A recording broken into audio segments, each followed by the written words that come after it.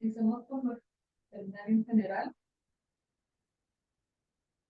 El día de hoy nos acompaña en esta el doctor Isaac Santiago Sánchez Gutiérrez. El doctor es egresado de la Facultad de Medicina de la Universidad Autónoma de Nueva York en el año 2023 y actualmente es estudiante de 5 años de la especialidad de Medicina Familiar con sede en la Unidad de Medicina Familiar por 64 de IMSS con la Barra. Una bienvenida al doctor Salazar con el título de su nivel de método cognitivo en pacientes diabetes mellitus tipo 2 con y sin consumo de medicinales en la unidad de medicina familiar. Bueno, adelante, doctor.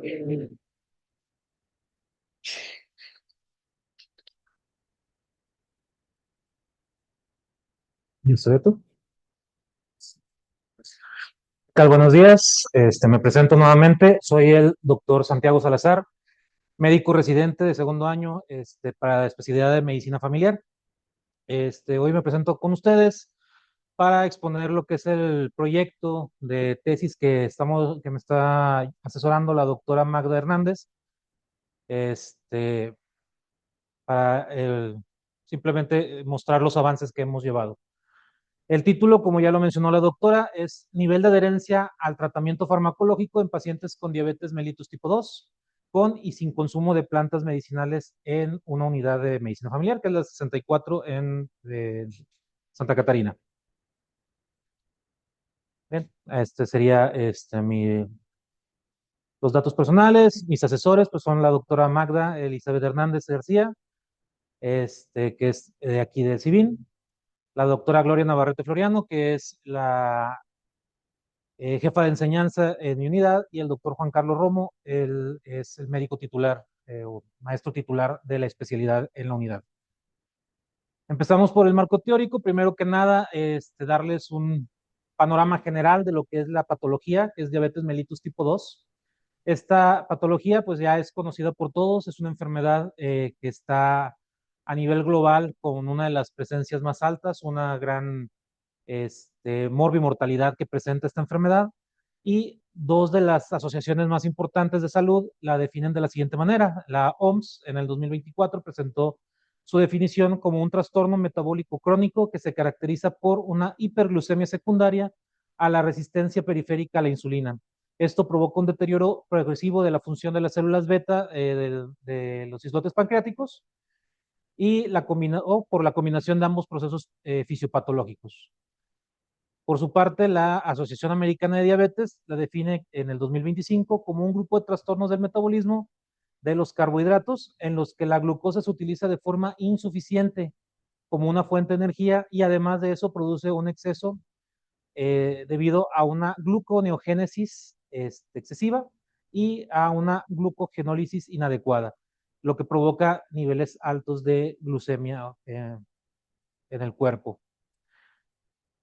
Este, Cada asociación maneja una definición un poco diferente, varían en pequeñas cosas, pero básicamente es un aumento de los niveles séricos de glucosa debido a diferentes factores fisiopatológicos que tanto evitan que la glucosa ingrese de forma efectiva a las células, como se produce eh, un exceso en la producción de glucosa nueva por parte del páncreas, provocando este exceso en el torrente sanguíneo. Con respecto a la epidemiología, el Atlas de Diabetes de la Federación Internacional de Diabetes, que se publicó en el 2024, mencionaba que existen aproximadamente 589 millones de adultos en un rango de 20 a 79 años que viven con diabetes a nivel mundial, lo cual representa alrededor del 11.1% de la población de los adultos. Y se estima que este padecimiento es el responsable de un gasto sanitario global de 1.015 billones de dólares en ese año. La imagen que se alcanza a ver de fondo, que espero que se note bien, muestra cuál es la cantidad o la presencia de la enfermedad en distintas regiones que divide esta federación al país, estando Actualmente o en ese año, México estaba englobado en lo que es la parte de Norteamérica, que es, ¿no? Que sería este espacio verde, que representaba alrededor del 21% de la población. Al siguiente año ya mencionaba que se iba a estar englobando ya no con Norteamérica, sino con la población de América del Sur, lo que es las estadísticas de nuestro país. Pero el caso es que se calcula que para el 2050 va a haber 68.1 millones de personas con la enfermedad, billones.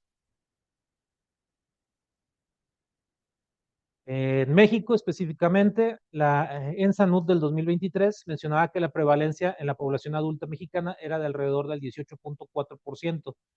Y en Nuevo León se estima que el 23.8% de la población vive con diabetes, de los cuales el 14.2% son los que cuentan con diagnóstico. El resto no cuenta con un diagnóstico, por lo tanto no lleva un tratamiento adecuado.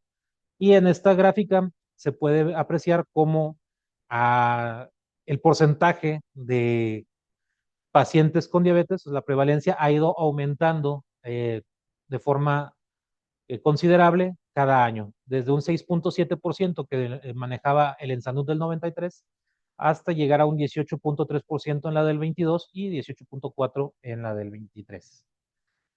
Y en la otra gráfica se aprecia como una división por estados en forma general muestra el aumento igual que ha ido presentando la prevalencia de la enfermedad en cada uno de los estados de la República, siendo los estados del norte los que presentan una mayor prevalencia. Ahora, ¿cuál es el diagnóstico? ¿Cómo se realiza el diagnóstico de esta enfermedad? La guía PRONAM del IMSS, que se publicó en el año pasado, mencionaba que el diagnóstico se puede llevar a cabo con una hemoglobina glicosilada mayor a 6.5% o una glucemia plasmática en ayunas que sea mayor a 126 miligramos por decilitro, una glucemia plasmática a las 2 horas, una curva de tolerancia en la que presenta un valor mayor a 200 miligramos por decilitro, después de una carga de glucosa de 75 gramos, o una glucemia plasmática aleatoria mayor a 200 si el individuo presenta los síntomas clásicos de la hiperglucemia, que serían poliuria, polidipsia y polifagia.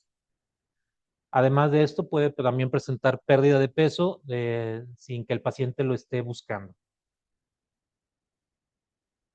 A raíz de estos pautas diagnósticas, se establecen las metas terapéuticas, las cuales están establecidas en el PAI del IMSS, lo cual, pues, obviamente, pues, busca que se inviertan los valores.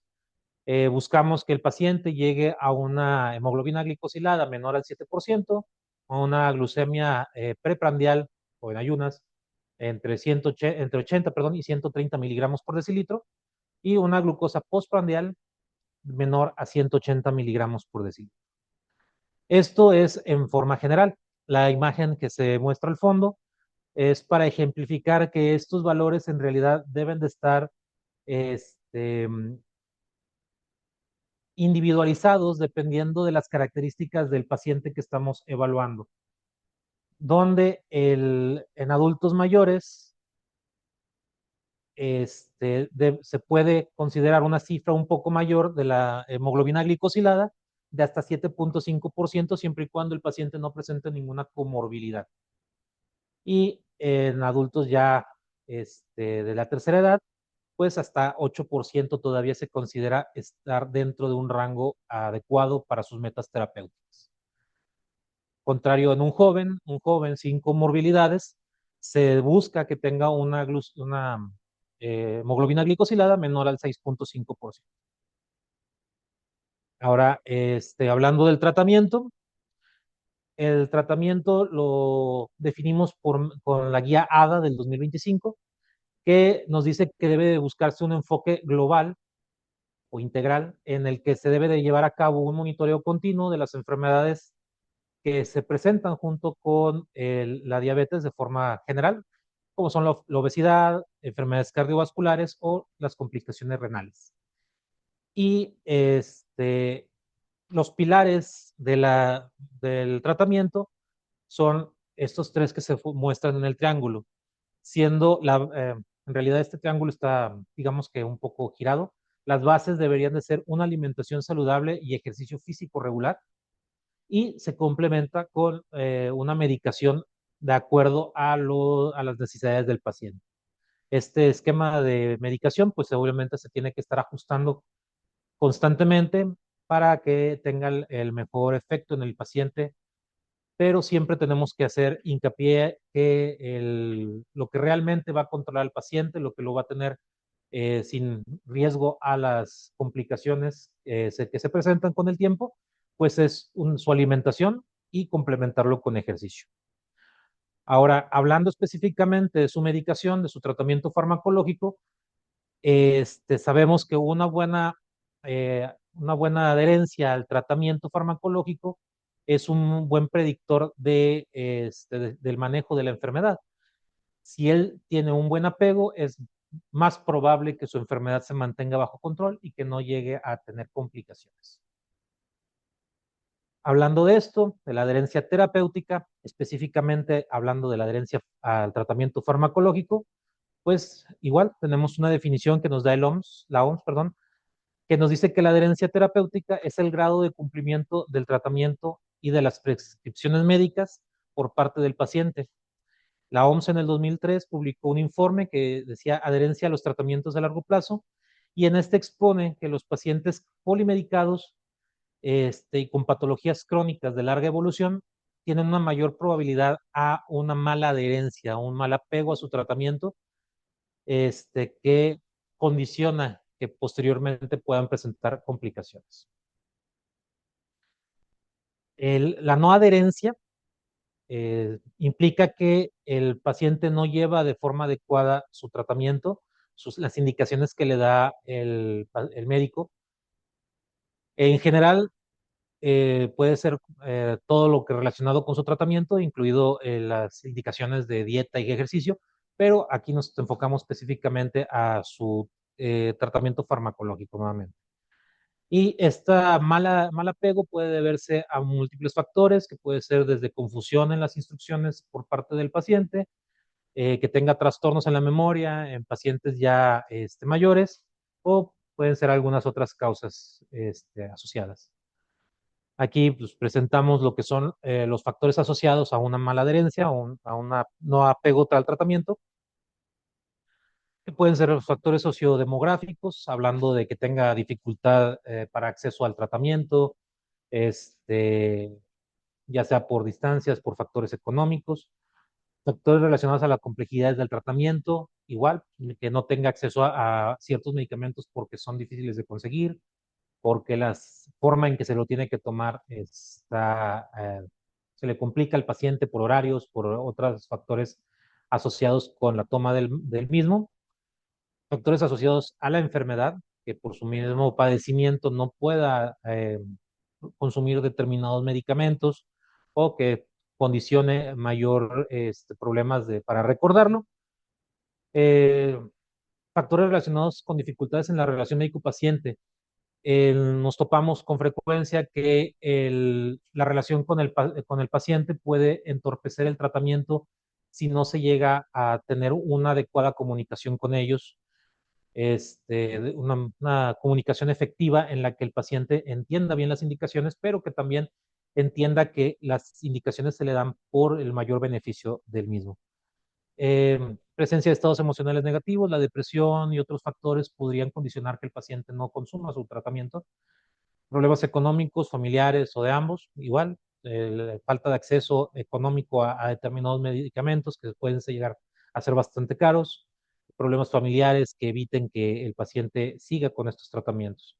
Y factores subjetivos, que ya aquí entrarían algunas situaciones que nos atañen para esta presentación, que sería, por ejemplo, que las creencias del paciente, que muy común que piensa el paciente que el medicamento le va a hacer daño, que no necesita él un tratamiento y que es más fácil que se atienda por su cuenta con algún tratamiento, ya sea naturista o de alguna otra índole.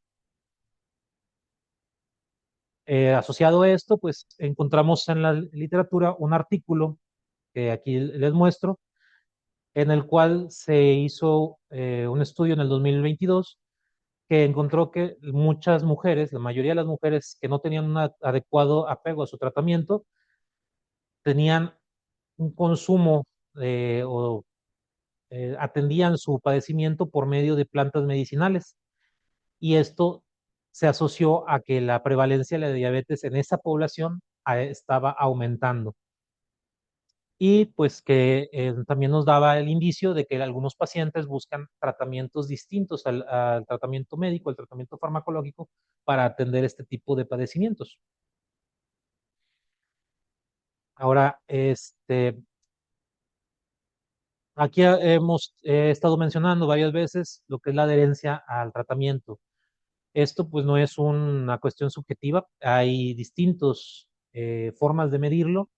Existen métodos directos, que sería medir los niveles de concentración sérica del determinado metabolito del medicamento en el paciente, o algunos métodos indirectos que consisten principalmente en encuestas, en interrogatorios, cuestionarios, que tratan de identificar qué tan seguido toman su medicamento el paciente, y tratar también de identificar algunos factores que pueden estar condicionando que no esté consumiendo el medicamento de forma adecuada. Uno de los muchos instrumentos que se utilizan para medir esto es el test de Morisky. Este cuestionario, se menciona en múltiples estudios asociados a la adherencia terapéutica para distintas patologías. Originalmente se ideó en el año de 1986 por el doctor Donald E. Morisky, y consistía en un cuestionario de solamente 4 preguntas que trataban de identificar con qué frecuencia el paciente no consumía su medicamento. Posteriormente, se ideó en el 2008, se complementó, se le agregaron otras 4 preguntas que ya van más enfocadas al identificar los motivos por los cuales no estaba consumiendo su medicamento, y con esto se complementó y se creó el cuestionario de 8 preguntas, que es el MMAS-8. Igual, a través de los años se ha ido mencionando en múltiples estudios para distintas patologías, se ha validado en distintos idiomas, y para múltiples patologías, no solamente para la original, que era la hipertensión arterial, y actualmente se utiliza para cualquier patología que sea relevante. En español se validó originalmente para España por Val Jiménez y compañía. Igual, fue el cuestionario original de 4 preguntas para una corte de pacientes con hipertensión arterial. Y pues conforme se ha ido revisando o reutilizando este test, se han hecho distintas mediciones, y, por ejemplo, Rodríguez Chamorro y compañía en España en el 2020 midieron el alfa de Cronbach para esta escala de 8 ítems con un valor de 0.83, lo cual nos daba una buena validez, que nos dice que el estudio es concurrente, tiene una buena tasa de predicción y que es adecuado para la mayoría de las patologías. Aquí muestro lo que son las 8 preguntas.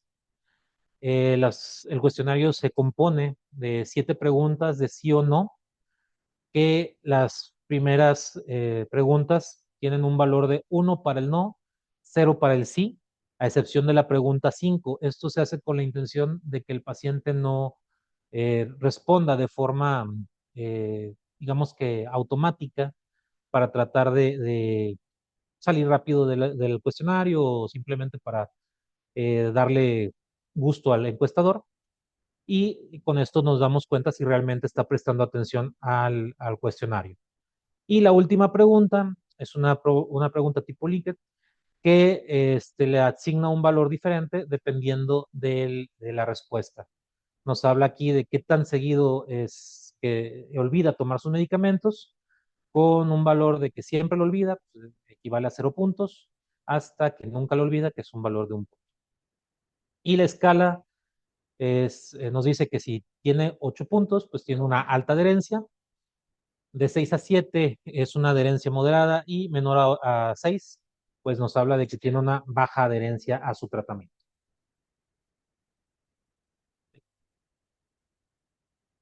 Como mencioné en una diapositiva anterior, se encontró en algunos artículos que la baja adherencia a los tratamientos farmacológicos puede asociarse al consumo de plantas medicinales.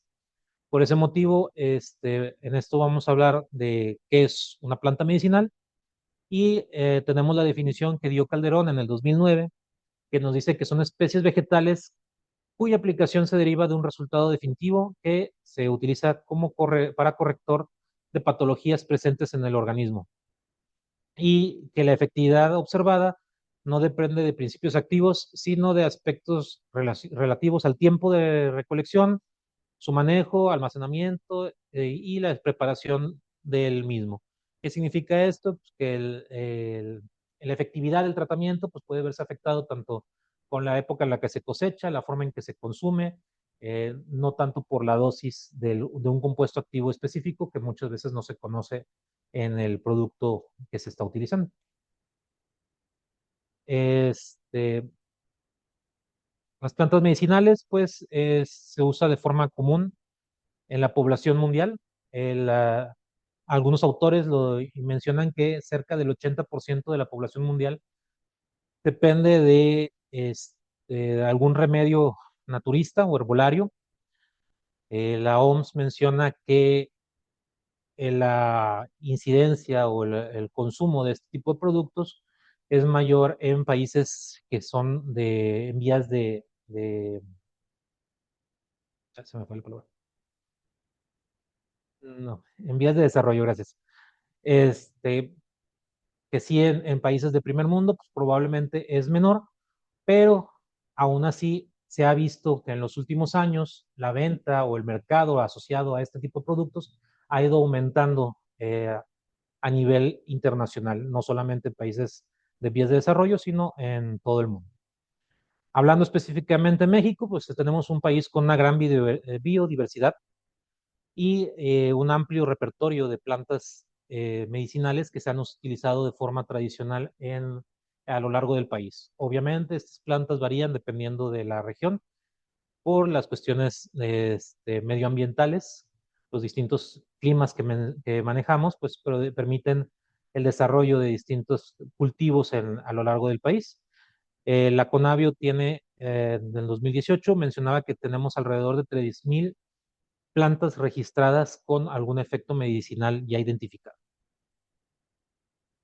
Aquí en esta tablita pues mencionamos algunas de las plantas que conocemos que se utilizan para el tratamiento de la diabetes de forma tradicional. Algunas son pues bastante conocidas como es el nopal, el stevia que ya se comercializa de forma industrializada, pero hay otros productos que pues no son tan comunes o tan conocidos en nuestra región como sería la canela, para poder manejar los control de la glucosa en sangre. Este es otro artículo que es de López y colaboradores, que se publicó en el 2023. Ellos reportaron que el 89,6% de la población de México consume plantas medicinales y que hay una asociación estadísticamente significativa del empleo de las terapias y la adherencia al tratamiento. Esta asociación es variable. En este estudio en particular mencionaba que la población que ellos eh, estudiaron, los pacientes que tenían consumo de plantas medicinales tenían un buen apego a su tratamiento farmacológico. Pero hay otros estudios, como el mencionado anteriormente, que era a la inversa, en el que mencionaban que las personas que tenían un consumo de plantas medicinales su adherencia al tratamiento farmacológico era menor. Entonces, eso nos lleva al planteamiento del problema. Primero, pues, nuevamente recordar que la población con diabetes en el mundo ha ido aumentando de forma considerable a través de los años, que más del 50% de los pacientes con diabetes no llevan una medicación adecuada para controlar su padecimiento, y a los que sí tienen un tratamiento definido, pues tienen una falta de adherencia, lo cual lleva a deterioro progresivo del organismo de forma rápida, y que esto está significando un problema global de forma importante. Para este buen apego, esta buena adherencia, se identifican distintas barreras que pueden ser múltiples factores, entre ellos las ideas erróneas o mitos relacionados con su tratamiento y el uso de medicinas alternativas en lugar del tratamiento que ya está bien establecido. Aquí menciono nuevamente las estadísticas de la OMS, que dice que el 65 o el 80% de la población recurren a plantas medicinales para el tratamiento de sus enfermedades metabólicas en vez de recurrir a un tratamiento farmacológico definitivo. Y esto es, para ya, ahora sí hablando del proyecto, nos lleva a la pregunta de investigación. Queremos saber cuál es el nivel de adherencia al tratamiento farmacológico de los pacientes con diabetes mellitus tipo 2, tanto con consumo como sin él, de plantas medicinales en una unidad de medicina familiar. La justificación, pues ya hablamos de ello, la diabetes es una enfermedad de alta prevalencia que tiene múltiples complicaciones en la salud del paciente, y una adecuada adherencia al tratamiento farmacológico nos permitiría evitar llegar a estas complicaciones de forma más segura. Y pues con esta investigación se pretende averiguar cuál es la proporción de pacientes que no tienen una adherencia adecuada a su tratamiento farmacológico, al mismo tiempo que tratamos de establecer si existe una relación de consumo de las plantas medicinales con esta falta de adherencia. Los objetivos, pues el objetivo general, ya lo mencioné, es conocer cuál es el nivel de adherencia de los pacientes de la unidad. Como objetivos específicos, pues vamos a identificar cuál es la adherencia de los pacientes con diabetes tipo 2 por medio de la escala MMAS8. Hay que describir cuáles son las características sociodemográficas de la población a estudiar. Se busca determinar cuál es la frecuencia del uso de las plantas medicinales por dichos pacientes. Una vez identificados qué pacientes tienen este consumo de plantas, pues identificar cuáles son las plantas de uso más común y los métodos de consumo que tienen los pacientes de las mismas. La hipótesis, al menos la que manejamos para esta población, es que los pacientes que tienen diabetes tienen una baja, y que consumen, perdón, plantas medicinales, tienen una baja adherencia a su tratamiento farmacológico. Esa es la hipótesis que manejamos para la población en que se va a estudiar. La metodología, pues, va a hacerse un estudio observacional, transversal, comparativo, con una sola medición. La población a estudiar es personas que viven con diabetes mellitus tipo 2 en la unidad de medicina familiar número 64, lo cual hasta el 25 de junio eran 4.977 pacientes los que teníamos identificados en la unidad. Y se buscaba que la encuesta o que el estudio se llevara a cabo de febrero en adelante para concluir este mismo año. Los criterios de selección serían, como criterios de inclusión, pues que sean pacientes derechohabientes de la unidad de medicina familiar número 64, población que cuente ya con diagnóstico de diabetes mellitus tipo 2, que esté plenamente identificado en el sistema SINF, que es el sistema que se maneja en las unidades de medicina familiar, y pues que sean pacientes mayores de 18 años. Como criterios de exclusión, pacientes con diabetes que sean calificados como remisos, que tengan más de 3 meses de no estar acudiendo a su revisión o control. Pacientes diabéticos que tengan complicaciones ya asociadas a la diabetes, ya que esto podría pues condicionar que estén consumiendo otros productos para controlar sus complicaciones, no únicamente la diabetes en sí. Y personas que tengan una dependencia funcional o total a cuidadores, porque ya el apego ya no dependería del paciente, sino del cuidador. Los criterios de eliminación, pues pacientes que no hayan completado la encuesta, que deseen retirarse del estudio o que no hayan firmado el consentimiento informado. El cálculo de la muestra, pues aquí se presenta la fórmula, que son 4.977 pacientes y se espera para tener un intervalo de 95%, se van a aplicar alrededor de 357 instrumentos. Los variables que se van a analizar, los más importantes al menos, sería primero el nivel de adherencia al tratamiento farmacológico, que como ya mencioné, se va a medir a través del test de Morisky y nos va a permitir clasificarlos en pacientes con alta, media o baja adherencia. Los, eh, las variables sociodemográficas, que serían únicamente edad y sexo, la variable del uso de plantas medicinales para identificar si consume o no estos productos, cuáles serían los productos que consume de forma ordinaria para tratar su diabetes y la forma en la que lo ingiere. Aquí solamente es un ejemplo de cómo sería de cuál sería la carta de consentimiento informado del paciente, donde se le explica el proyecto, la razón de que se esté llevando a cabo y el método en el que se van a recolectar los datos. El instrumento de recolección, pues va a ser una encuesta que se va a realizar de forma electrónica. Este solamente es, perdón, una representación de la encuesta en sí. Todavía está en proceso de adaptación. Y pues esto va a ser a través de un medio electrónico, se le va a presentar al paciente una tableta para poder estar llevando a cabo la encuesta y que quede ya recolectado la información en una base de datos. En la encuesta pues se le va a preguntar nuevamente si acepta participar, se le van a solicitar datos básicos como serían su edad, género,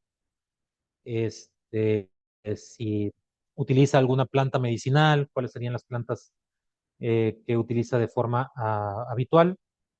Y posteriormente el test de Morisky, donde se le van haciendo cada una de las preguntas que ya se habían mostrado anteriormente para poder recolectar toda la información.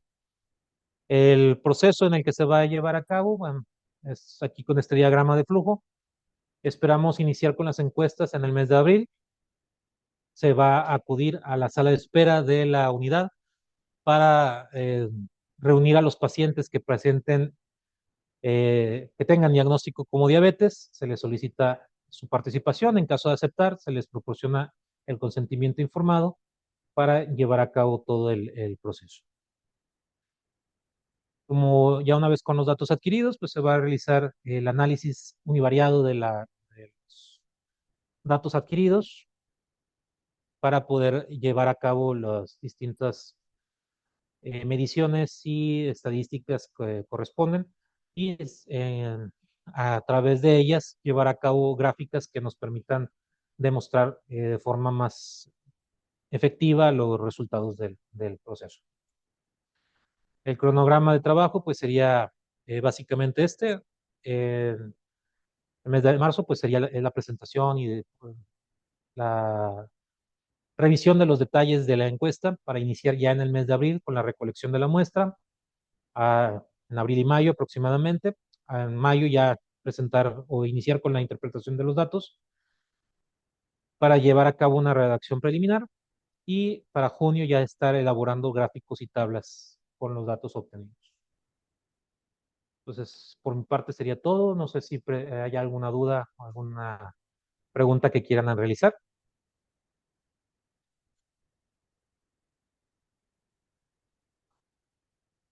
Gracias. ¿Tienes alguna Zoom? Si tienen alguna pregunta, por favor, para el doctor.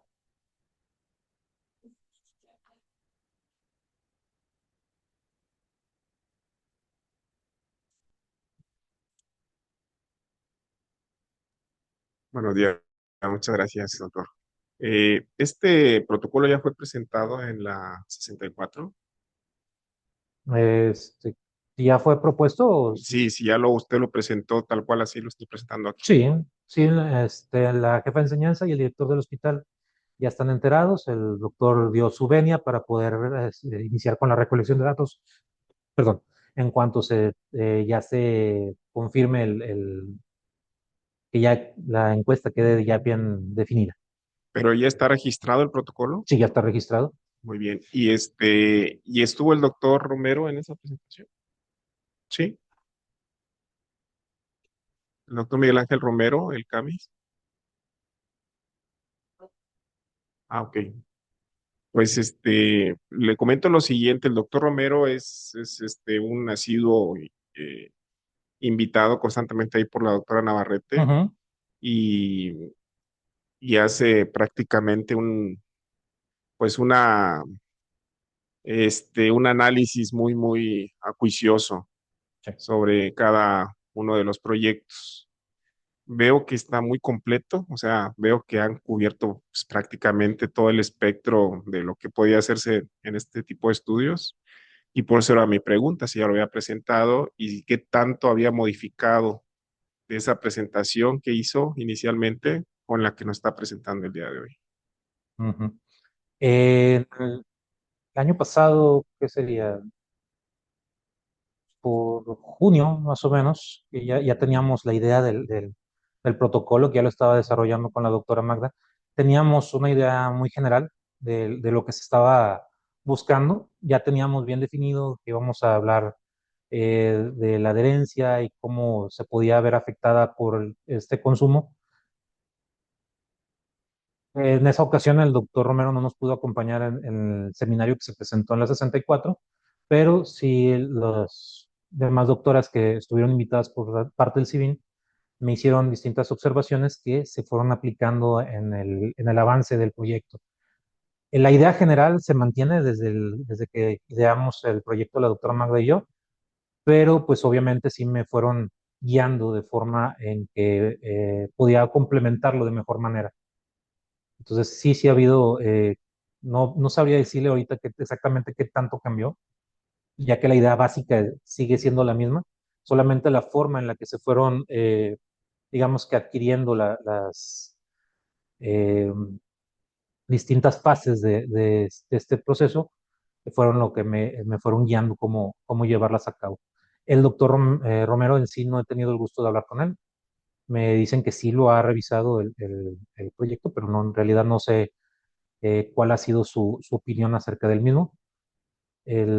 Básicamente, los cambios que hemos hecho ha sido con observaciones tanto que me ha hecho la doctora Magda, que me ha hecho la doctora Navarrete, para poder irlo adaptando, que sea lo más completo, como dice usted, que sea posible.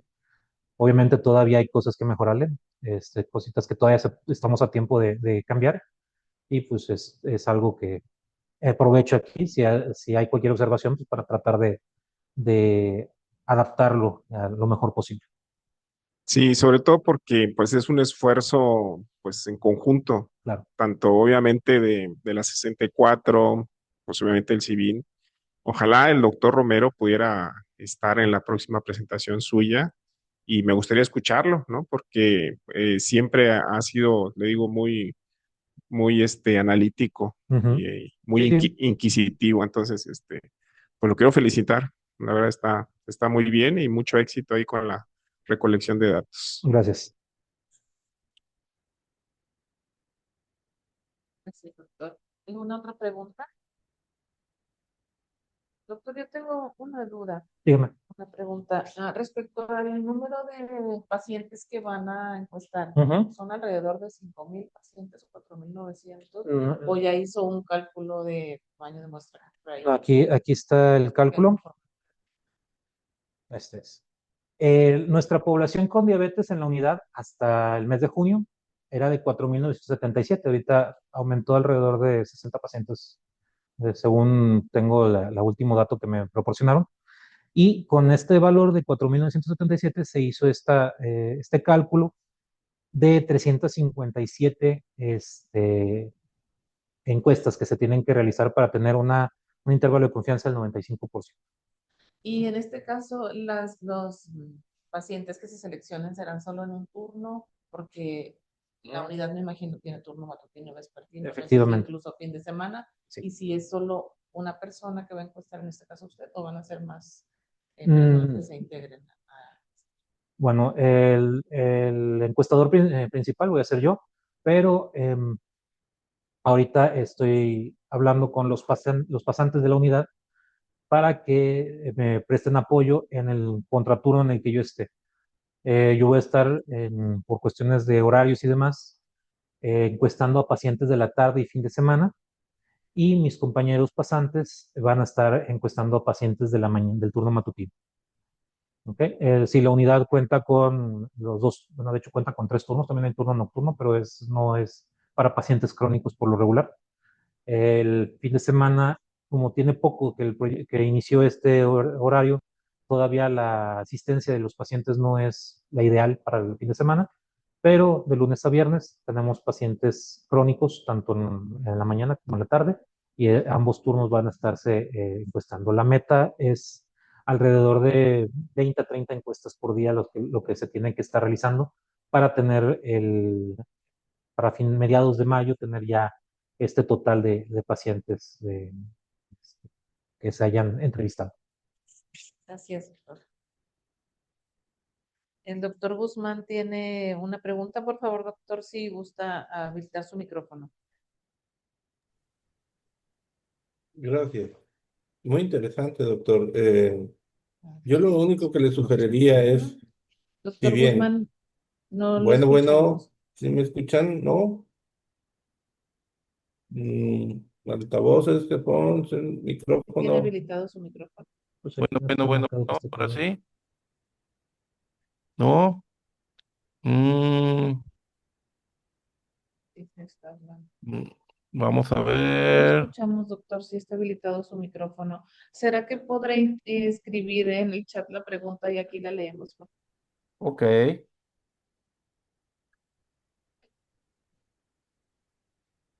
Aquí en el chat.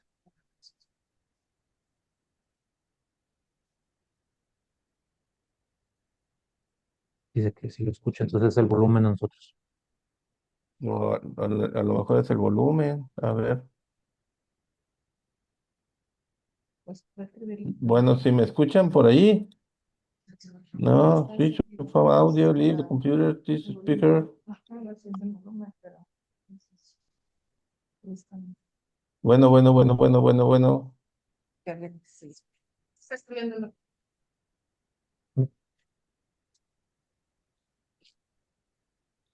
¿Puede escribir, por favor, en el chat, doctor? Porque seguimos sin escucharlo. Aquí.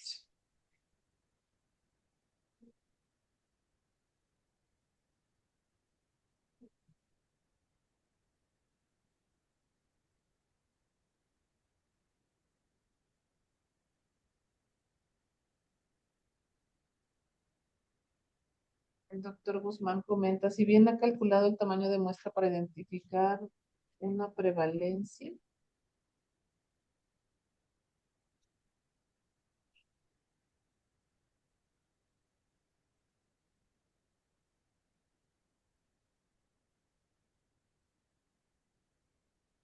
Sigue escribiendo. Si bien ha calculado el tamaño de muestra para identificar una prevalencia, quizá convendría ir más allá y contemplar los factores que determinen el uso de esos remedios naturales. Okay. Sí, comprendo. Ahorita el primer objetivo es primero determinar si existe este consumo de plantas y si el consumo del mismo está asociado a una mala adherencia como primer proyecto. Si este proyecto tiene unos resultados adecuados, si existe la posibilidad de llevarlo más allá, buscar específicamente las razones o los motivos por los cuales el paciente opta por este tipo de tratamientos, o también ver cómo puede afectar al control de la enfermedad el uso de los productos que están consumiendo por su cuenta. Pero ahorita como primer paso queremos solamente identificar eso, si existe el consumo y si este consumo está asociado con una mala adherencia al tratamiento farmacológico.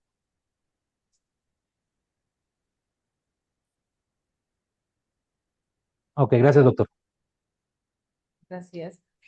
Si no tenemos más preguntas en el auditorio y en vía Zoom, damos entonces por terminado nuestro seminario. Por favor, les pedimos llenar la encuesta de satisfacción tanto en el link de chat de Zoom y en el auditorio, los que están pegados en la pantalla, por favor. Muchas gracias a todos. Muchas gracias. Gracias.